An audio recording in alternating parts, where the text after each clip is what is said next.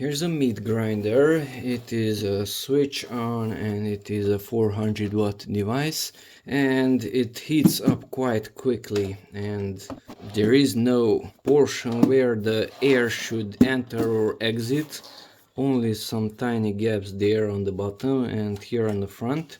So to make it turn easier, let's analyze it.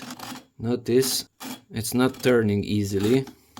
There is pressure, that much pressure, around a finger height, more than a centimeter, and that's because below this knife there is a spring which is pretty thick, but luckily this one is not creating a lot of pressure, but there's another spring. So push down that button, rotate it to the right, and you can remove this. And there is the next spring. Well, luckily that can be removed using a screwdriver. There's a screw there at the bottom. Turn it a few times and you can remove both the spring and the screw. The screw is inside. And now if I put back this portion there and twist it, insert that there.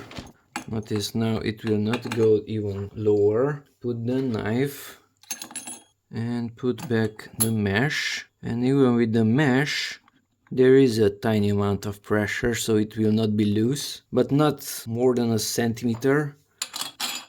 And don't tighten this either, and thus you will reduce the friction between this mesh and that knife. And if the friction is lower, then the motor can work easier and it will not heat up that quickly. But if two springs are creating friction, then even if you don't put any food in it, the motor has to work pretty hard because there is a lot of friction. So by eliminating one spring, the device should spin easier.